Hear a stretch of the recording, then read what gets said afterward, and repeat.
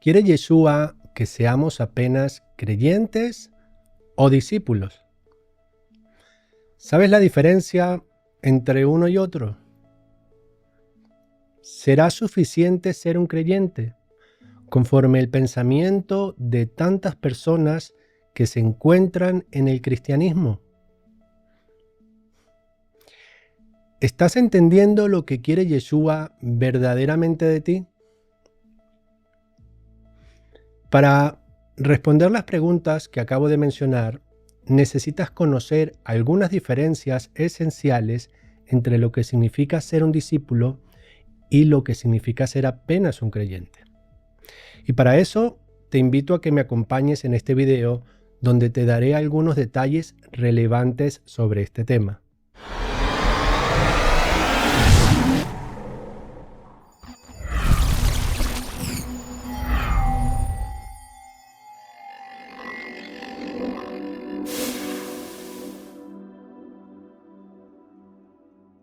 Shalom y bienvenido a Israel Nazareno.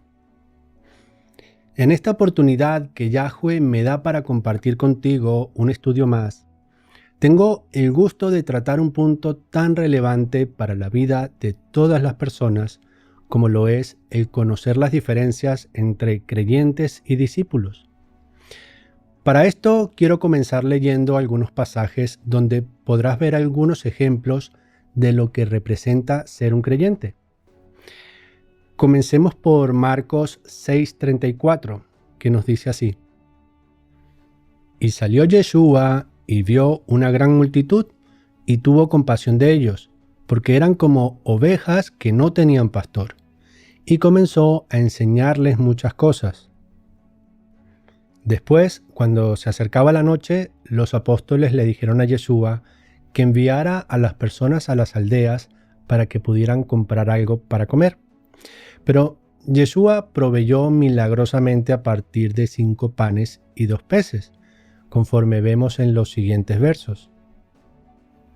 Entonces les mandó que hicieran recostar a todos por grupos sobre la hierba verde, y se recostaron por grupos, de 100 en 100, y de 50 en 50.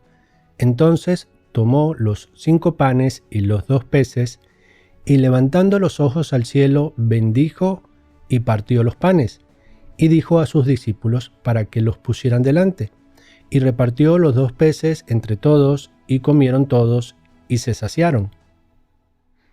Conforme a este pasaje, podemos ver que había 5,000 personas que se acercaron a Yeshua porque creyeron en él, y querían ser alimentados, pero no se ofrecieron para servir. Ahora vamos a leer Marcos 8, versos del 1 al 3. En aquellos días, habiendo una gran multitud y no teniendo qué comer, Yeshua llamó a sus discípulos y les dijo: Tengo compasión de las personas, porque ya hace 3 días que están conmigo y no tienen qué comer, y si los envío en ayunas a sus casas, se desmayarán en el camino, pues algunos de ellos han venido de lejos. Aquí Yeshua vuelve a obrar otro milagro, alimentando a esta multitud de 4,000 personas, a partir de 7 panes y algunos peces. Y el verso 8 nos dice que comieron y se saciaron, y recogieron de los pedazos que habían sobrado 7 canastas. Ahora vamos a ver lo que nos dice Yohanan 6:11.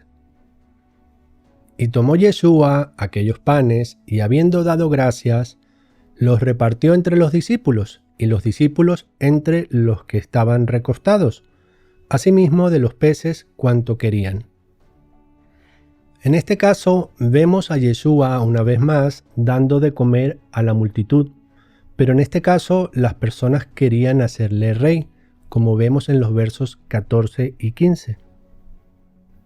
Entonces aquellos hombres, al ver la señal que había hecho Yeshua, dijeron: Este verdaderamente es el profeta que había de venir al mundo.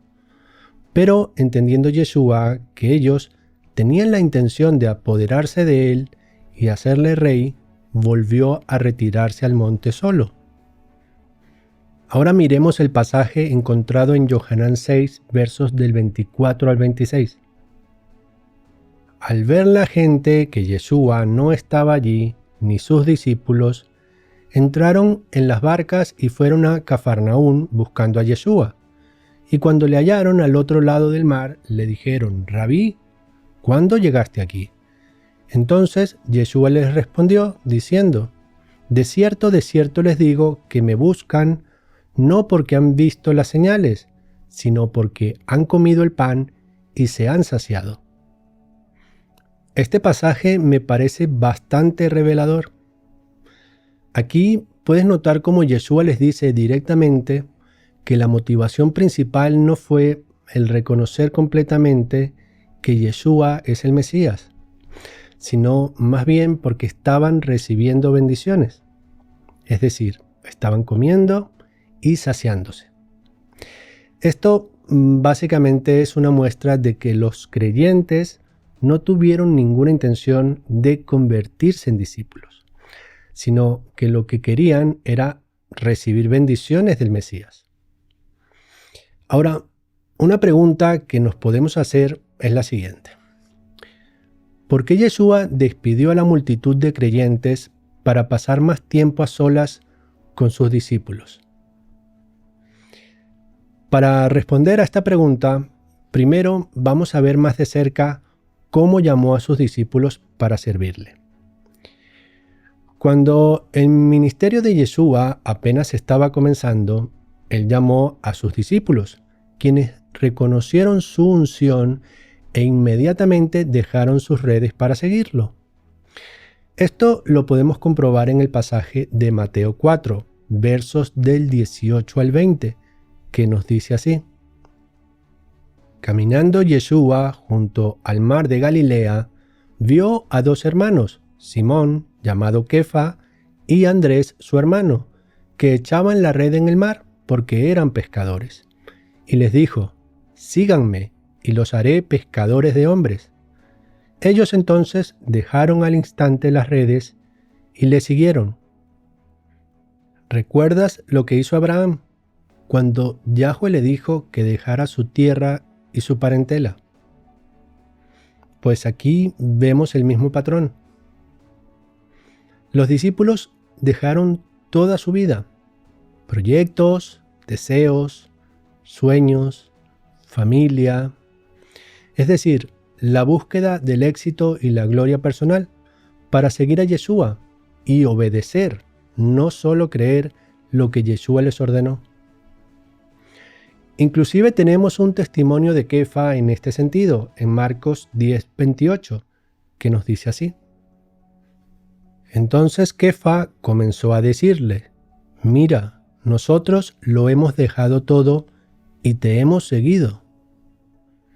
En este punto debemos entender que los discípulos se ocupaban de las cosas que Yeshua no necesitaba atender personal o específicamente.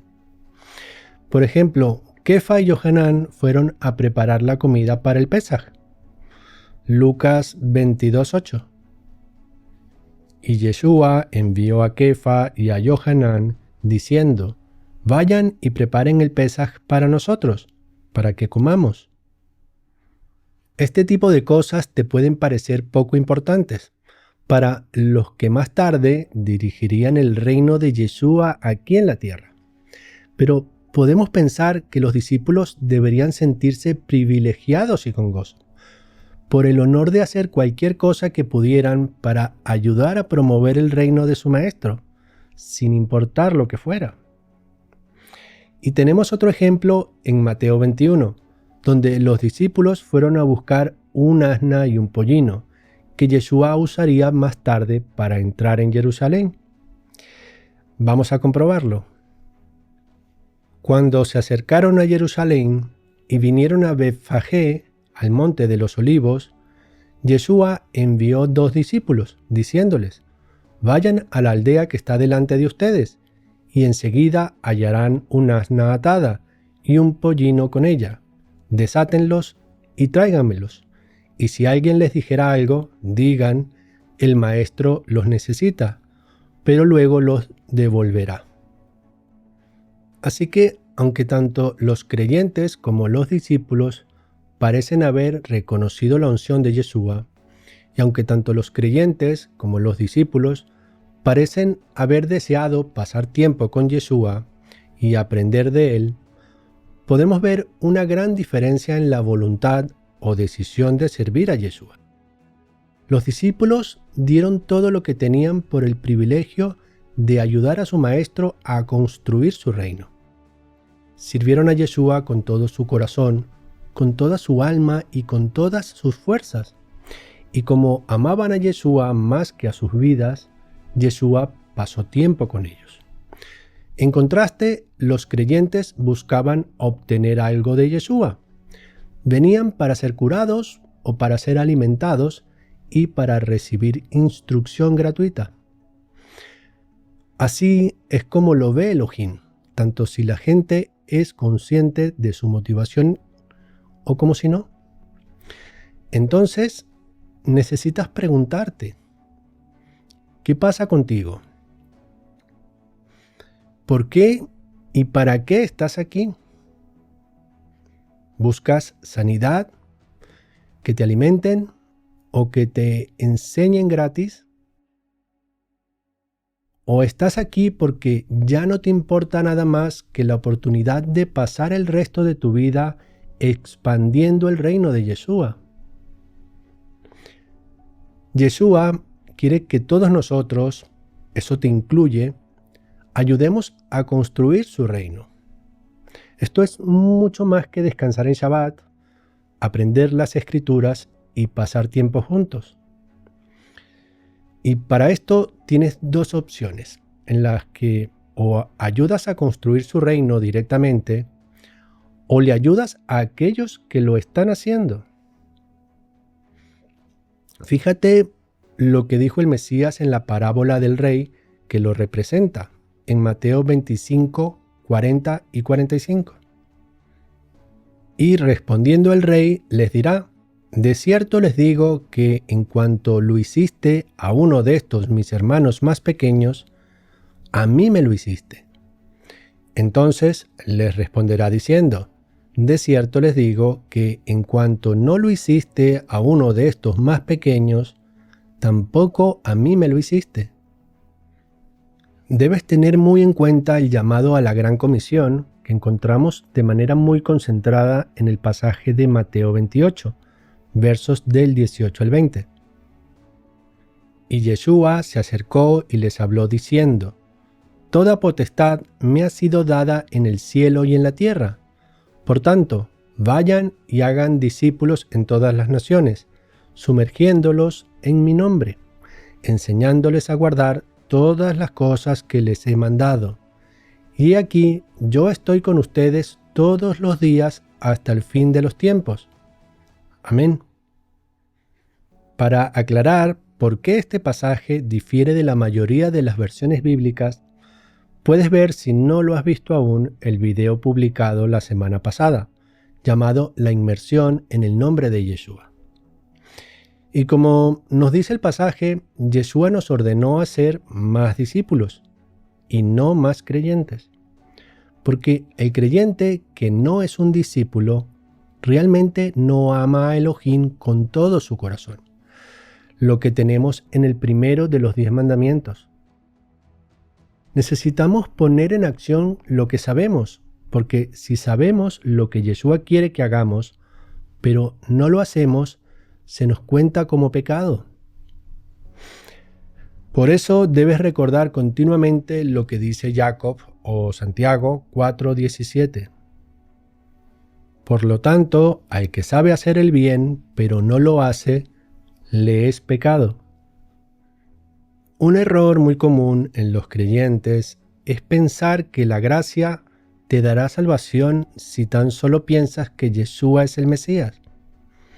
No somos justificados por el conocimiento ni por lo que pensamos. Somos justificados por su favor.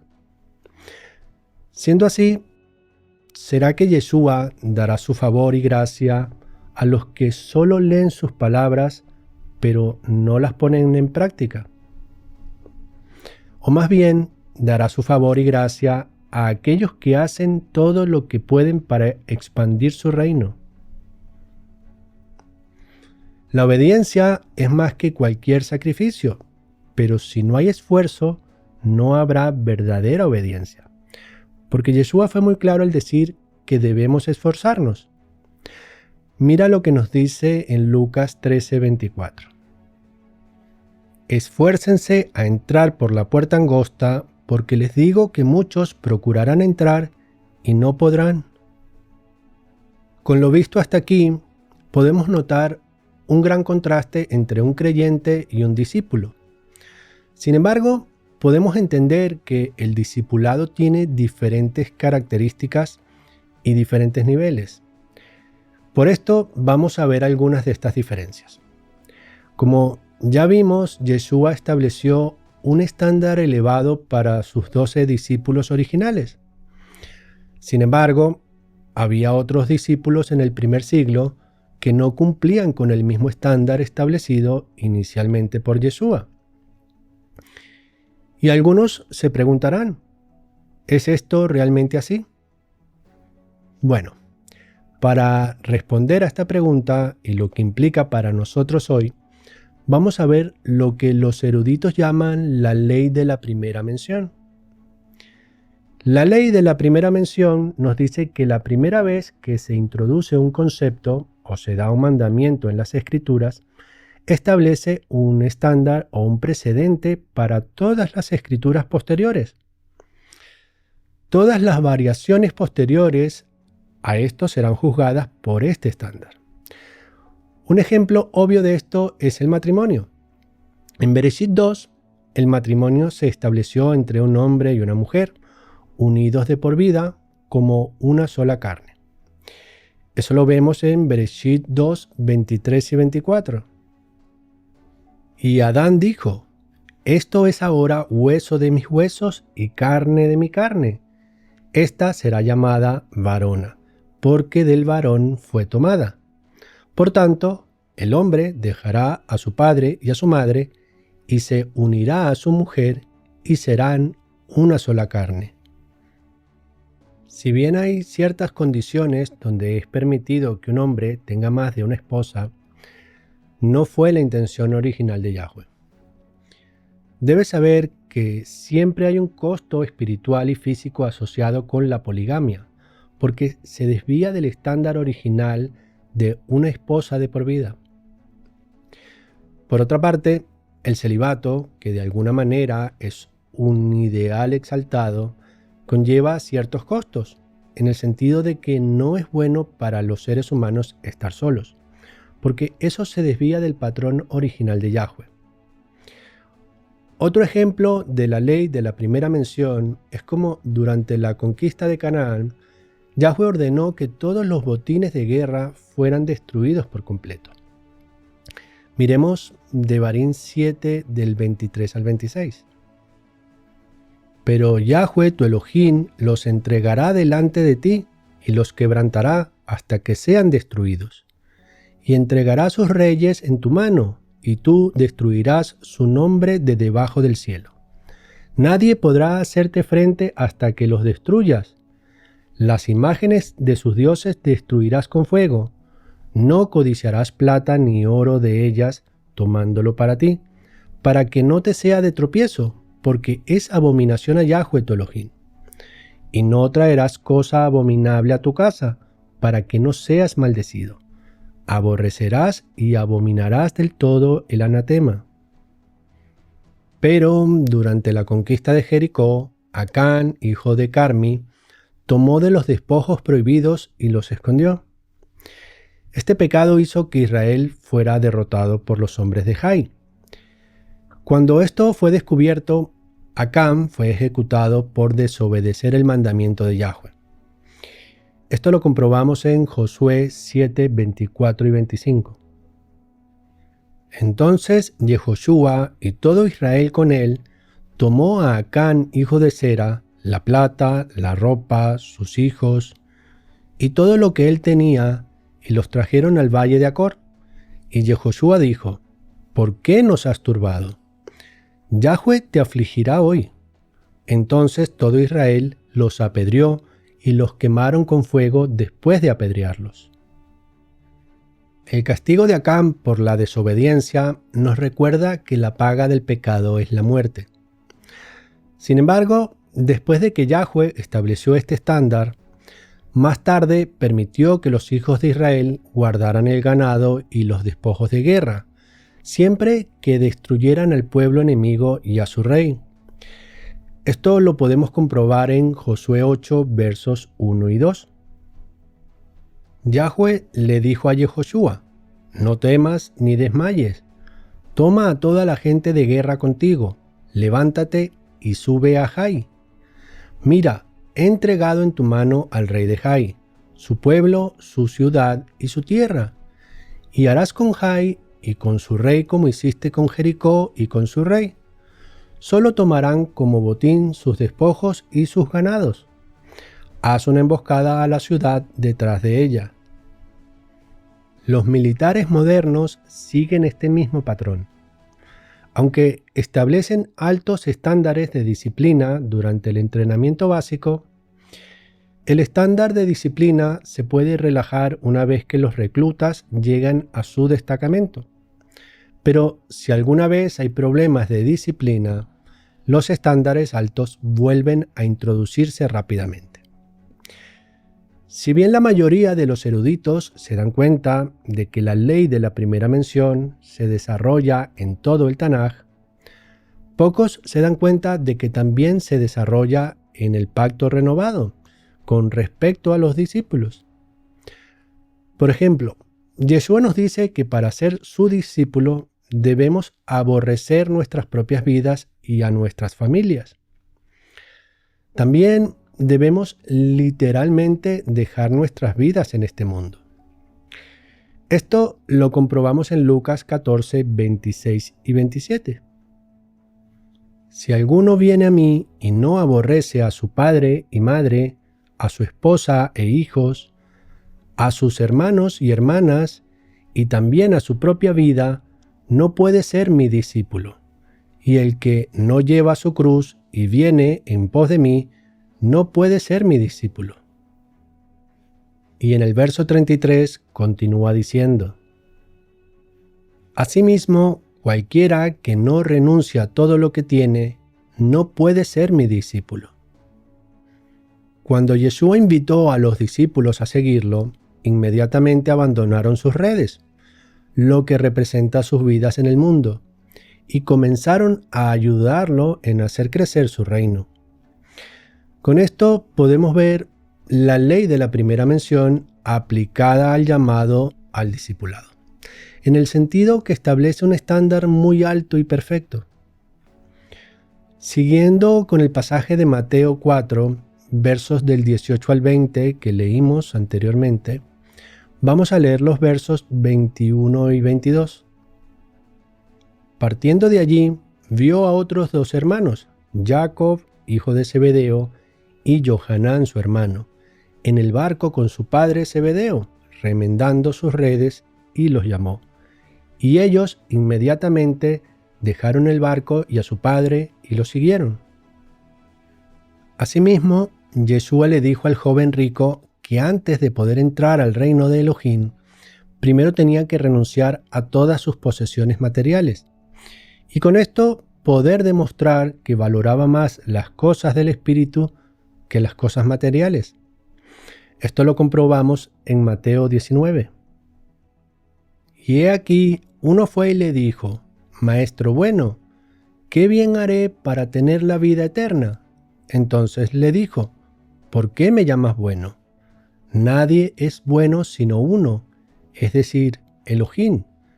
Pero si quieres entrar en la vida, guarda los mandamientos. Y le dijo: ¿cuáles?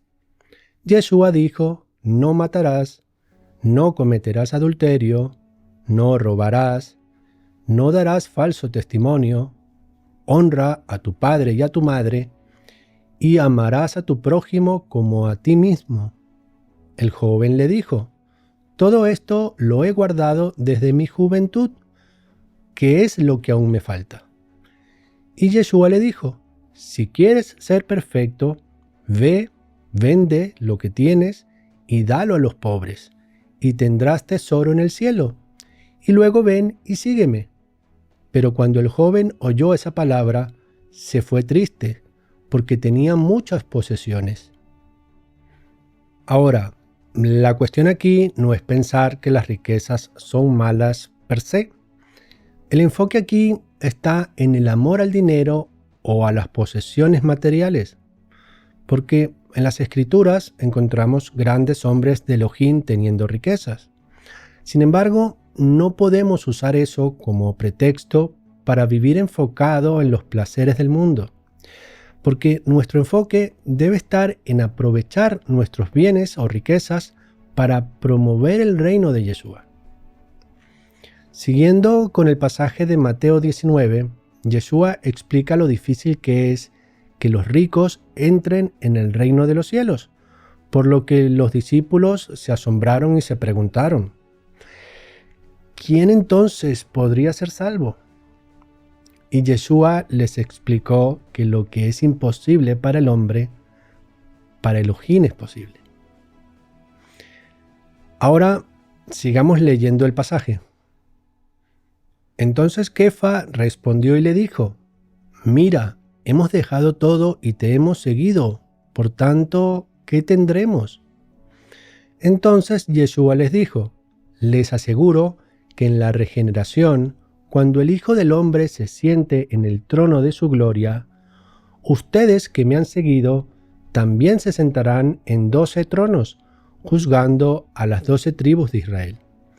Y cualquiera que haya dejado casas o hermanos o hermanas, o padre o madre o mujer o hijos o tierras por mi nombre, recibirá 100 veces más y heredará la vida eterna. Ahora, continuando con el alto estándar para el discipulado, vamos a ver lo que hicieron otros creyentes, los cuales vendieron sus casas y bienes que no necesitaban, y pusieron los fondos obtenidos por las ventas a los pies de los apóstoles para ser usados para el ministerio, para la obra del reino y la gran comisión. Esto lo podemos ver en Hechos 4, versos 34 y 35. Tampoco había nadie entre ellos que fuera pobre, porque todos los que poseían tierras o casas las vendían y traían el producto de las cosas que se vendían, y las ponían a los pies de los apóstoles y distribuyeron a cada uno según su necesidad. Entonces, mientras que a algunos de los primeros discípulos se les exigió vender todas sus posesiones, otros discípulos solo vendieron sus casas y tierras en exceso. Y podemos comprender que esto tiene todo el sentido, ya que muchos discípulos estaban casados y necesitaban un lugar para albergar a sus familias y puntualmente a otros huéspedes. Y podemos ver un ejemplo de esto en Hechos 21:16, que nos dice así: también algunos de los discípulos de Cesarea vinieron con nosotros y trajeron con ellos a un tal Mnasón de Chipre, un antiguo discípulo con quien debíamos hospedarnos. Y para comprobar además que por lo menos un discípulo de Yeshua era rico y no vendió todas sus cosas, vamos a ver lo que nos dice Mateo 27:57. Cuando llegó la noche, vino un hombre rico de Arimatea, llamado José, que también se había convertido en discípulo de Yeshua. Ahora, con toda esta información, podrías preguntarte: ¿cómo se puede entender estas aparentes contradicciones? De acuerdo con la ley de la primera mención, los primeros 12 discípulos cumplieron con el estándar más alto y perfecto de Yeshua. Literalmente abandonaron todas sus posesiones físicas y pasaron el resto de sus vidas buscando promover su reino. Sin embargo, después de establecerse este estándar perfecto, se relajó para aquellos que no fueran llamados a abandonar todas sus posesiones materiales y pudieran seguir sirviendo, en la medida en que fueran guiados por el Espíritu. Ahora, algo a tener en cuenta es lo que algunos eruditos cristianos suelen enseñar como principios básicos para el discipulado. Estos principios son los siguientes: memorizar las palabras de Yeshua, aplicar las palabras de Yeshua, imitar o vivir como Yeshua y hacer más discípulos, es decir, enseñarles a que imiten a Yeshua. Para aplicar estos principios al 100%, debemos usar todas nuestras posesiones materiales para promover el reino de Yeshua y unirnos a la orden de Melquisedec y pasar el resto de nuestra vida construyendo activamente el reino de Yeshua. Sin embargo, incluso si no eres guiado hasta este punto, todavía puedes aplicar parcialmente estos 4 principios a tu vida. La recompensa debe ser menor, pero así como José de Arimatea aún pudo ser un discípulo de Yeshua sin abandonar todas sus posesiones materiales, puedes simplemente aplicar estos principios en la medida que seas guiado a hacerlo. Ahora, podrías preguntarte, ¿cómo saber cuánto quiere Elohim que le demos? La respuesta simplemente da todo no es necesariamente correcta. Lo que debes hacer, antes que nada, es orar, escucharle en el espíritu y obedecer lo que escuchas. Si no le pedimos sinceramente, sin expectativas ni pretensiones, su espíritu no permanecerá en nosotros y estaremos separados de él, por lo cual no podremos escuchar la voz de su espíritu y no podremos servirle verdaderamente. Un patrón importante que debemos tener es respirar, orar y escuchar. Es importante que tengas presente lo que dijo Yeshua en Yohanan 15, versos del 4 al 8. Permanezcan en mí y yo en ustedes. Como la rama no puede dar fruto por sí misma, a menos que permanezca en la vid, ustedes tampoco pueden, a menos que permanezcan en mí. Yo soy la vid, ustedes las ramas. El que permanece en mí y yo en él, lleva mucho fruto, porque sin mí nada pueden hacer.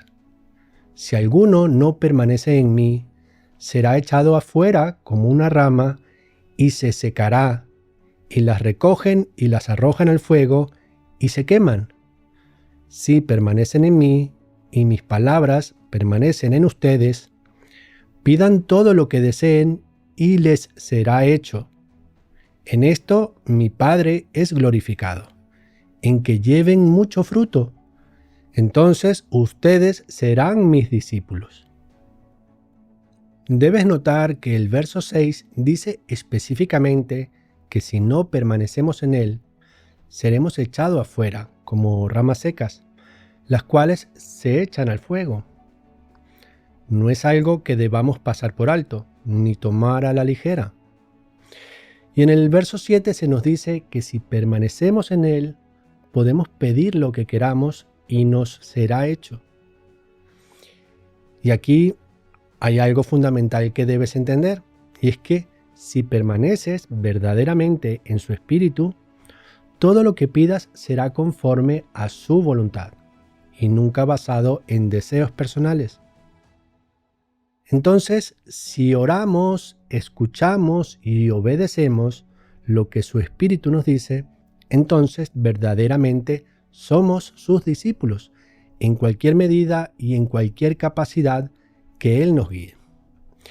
Y en este punto debemos entender que no hay un mismo camino para todos. Si pensamos en la vida de Yohanan Hamadbil, que vivió como un nazareo, podemos notar que no fue llamado a formar una familia, como fue el patrón para muchos hombres de Elohim, citado en las Escrituras, como Abraham y David, entre muchos otros. Con esto debemos entender que todos necesitamos convertirnos en discípulos, aun teniendo diferentes llamados como nos enseña Romanos 12, que nos dice lo siguiente: de manera que teniendo diferentes dones, según la gracia que nos es dada, si el de profecía, úsese conforme a la medida de la fe, o si de servicio, en servir, o el que enseña en la enseñanza, el que exhorta en la exhortación, el que reparte con liberalidad, el que preside con solicitud, el que hace misericordia con alegría. Entonces, volviendo a lo anterior, necesitamos entender que aunque no todos los llamados son iguales, hay dos tipos principales de llamados. El primero de ellos es el llamado a tiempo completo, principalmente enfocado al sacerdocio y al apostolado, en el cual las personas llamadas dejan toda su vida pasada y se dedican completamente al servicio del ministerio, usando su tiempo y su esfuerzo para promover el crecimiento del reino de nuestro Mesías. Y el otro tipo de llamado es de manera parcial, donde las personas dividen su tiempo y esfuerzo dedicando gran parte del tiempo al desarrollo personal, familiar y profesional, dándole siempre la gloria a Yahweh en todo lo que hacen, sin dejar de contribuir a la gran comisión, con el tiempo disponible que puedan tener y con recursos materiales o financieros para promover la gran comisión. En cualquier caso, siempre somos llamados a dar algo para el reino. Si llegaste hasta aquí, considero importante aclarar que Israel Nazareno no monetiza los videos de YouTube, ni vende libros, ni comercia con la palabra, porque la palabra de Yahweh no se vende. Israel Nazareno está enfocado en promover el reino de Yeshua, compartiendo las enseñanzas gratuitamente. Sin embargo, es importante aclarar que el ministerio necesita obreros y recursos, y toda ayuda es de gran bendición para seguir con la obra. Y si bien las suscripciones al canal, los comentarios y los likes son de ayuda para que más personas conozcan nuestros estudios, nuestro mayor objetivo no es tener muchos suscritos o likes, sino que las personas puedan llegar al entendimiento del verdadero llamado a ser discípulos y a la unidad, y no a ministerios independientes y divididos. Por eso, el aumento de las vistas nos motiva y nos ayuda, pero no es el objetivo principal. Lo importante es que cada uno pueda convertirse en un verdadero discípulo. Lo que vemos entonces son dos caminos legítimos para los discípulos. Uno es unirse al sacerdocio o al ministerio a tiempo completo, dejando atrás su vida secular. Y el otro camino está enfocado en cada hogar, criando niños en el camino de Yahweh y al mismo tiempo apoyando al sacerdocio financieramente y con actividades de alcance local. Cuando el sacerdocio funciona internacionalmente y el resto de los discípulos trabajan localmente, juntos podemos traer más creyentes a Yeshua. Shalom.